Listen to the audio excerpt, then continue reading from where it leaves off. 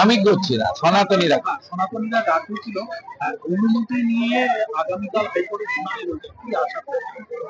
High court কি করবে আমি বলবো কি করে? প্রস্তুতি আছে, হাইকোর্ট অনুমতি দিলে হবে। অক্ষয় তৃতীয়া পালনের অধিকার সবার আছে। কাঁথি থেকে দীঘার কালচারাল সেন্টার 32 কিলোমিটার দূরে, তা ওখানে সরকারি ব্যবস্থায় উনি কালচারাল সেন্টার, সাংস্কৃতিক কেন্দ্র করবেন, একটা ভাস্কর্য। ওটা তো মন্দির নয়। আমাকে নিমন্ত্রণ পাঠিয়েছে রাজ্য সরকারের পক্ষে হিটকোর ভাইস চেয়ারম্যান হরিকৃষ্ণ দ্বিবেদী, এর একটা ডাকাত, এ পাঠিয়েছে আমাকে নিমন্ত্রণ পত্র। এই যে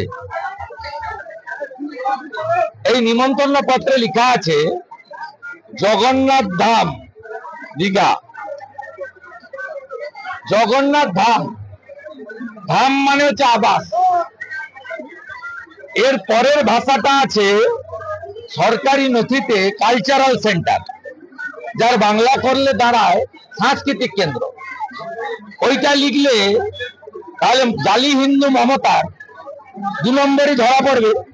তাই জগন্নাথ ধামের পরে আর কিছু লেখেনি না। কালচারাল সেন্টার ওটা লিখতে হবে, সরকারি টাকায় করেছে।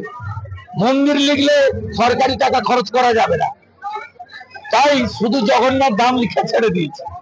চিটিংবাজি মমতা ব্যানার্জি রন্ধ্রে রন্ধ্রে, পায়ের নখ থেকে মাথার চুল, চিটিংবাজি আর মিথ্যাতে ভর্তি। আমি হরিকৃষ্ণ দ্বিবেদীকে চিঠি পাঠাচ্ছি সোশ্যাল মিডিয়ায় ট্যাগ করে, যে আপনি যদি বাপের বেটা হন, আপনি যদি আইএস হন, আপনি আমাকে জগন্নাথ ধাম মন্দির বলে লিখে একটা ইনভাইটেশন পাঠান। আমি হিন্দুর ছেলে, মন্দির উদ্বোধনে ডাকলে আমি ভেবে দেখব। আগে মন্দির লিখে পাঠান।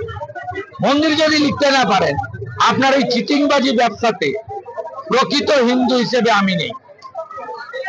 আর আপনাদের মাধ্যমে আমি ঘোষণা করছি, মুর্শিদাবাদের শামশেরগঞ্জ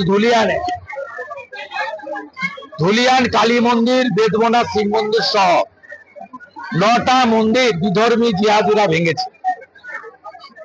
অক্ষয় তৃতীয়ার পুণ্য লগ্নে সকাল 10টায় পুরোহিত ডেকে শুদ্ধিকরণ করে একযোগে 9টা মন্দিরের শুদ্ধিকরণ, গঙ্গার জল এবং গোবর জল দিয়ে শুদ্ধিকরণ হোমযজ্ঞ করে এবং পুনর্নির্মাণের কাজ শুরু হচ্ছে। প্রাথমিক নির্মাণ কার্যের একটা অর্থ গতকালই আমি তুলে দিয়েছি, বাকি অর্থ, সম্পূর্ণ অর্থ হিন্দুরাই তুলে দেবে।